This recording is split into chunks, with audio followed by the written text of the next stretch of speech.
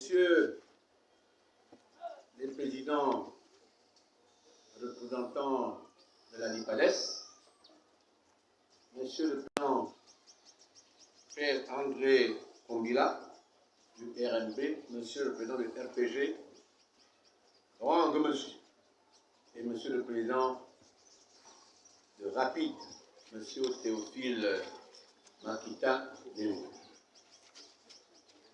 Distingués invités, Mesdames et Messieurs, chers compatriotes, il est souvent difficile de faire des discours dans un moment où le pays se retrouve aujourd'hui dirigé par des hommes forts qui ont compris que les Gabonais étaient totalement au bas de la vague.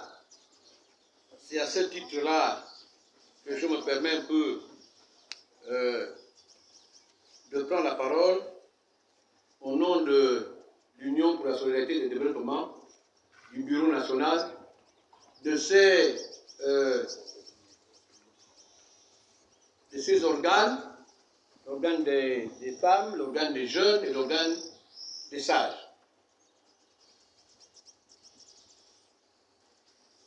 Je me tiens ici devant vous dans le cadre de la relance de l'entrée politique de notre parti, qui constitue une étape très importante dans la chronologie de nos activités en court, moyen et long terme. Je salue ici, avant tous, ceux qui nous ont participé de près ou de loin à l'organisation de cet événement, de cette manifestation, et souhaiter aux nouveaux membres du parti une bonne intégration.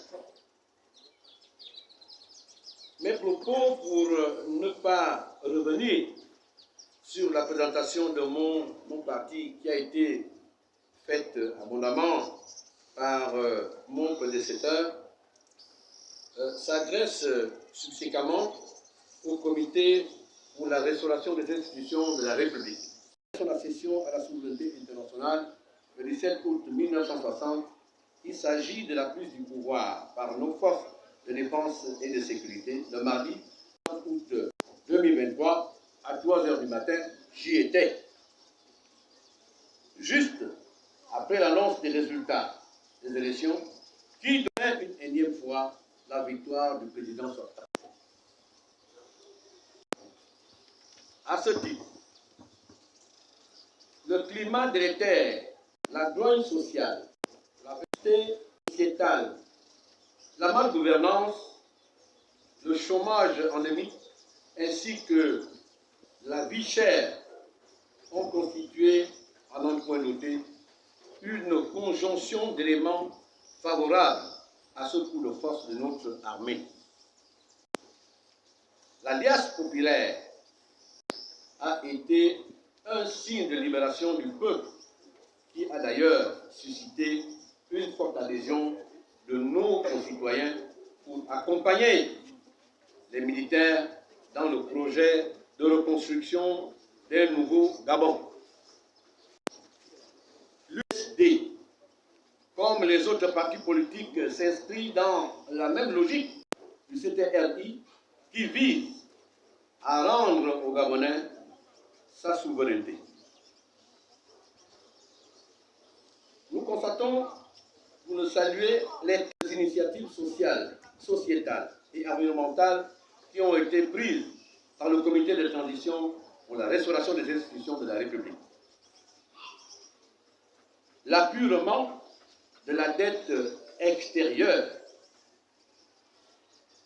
en un laps de temps montre à suffisance la volonté inoxydable des membres de la transition quant au respect des engagements internationaux du pays pour ainsi établir notre intégrité étatique en pleine liquéfaction sous l'ancien régime.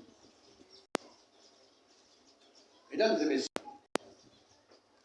pour nous parler également de la dette intérieure ou de la dette extérieure, je voudrais rappeler tout simplement que ces militaires dignitaires que je salue ont épongé la dette de la BAD, la Banque africaine de développement, de la Banque internationale, donc la Banque mondiale, de la Banque islamique de développement et bien d'autres institutions financières. Mais ça ne nous empêche pas de leur dire de faire un effort, je dis bien remarquable et marquant pour régler la dette intérieure. Parce que si nous voulons relancer notre économie, il nous faut impérativement payer cette dette-là. Ces entreprises ont tellement souffert. Vous parlez du train 00-2024 qui octroie exclusivement les marchés de 150 millions à l'euro. Je voudrais dire par là que cette initiative, comme je l'ai dit quelque part, est salutaire.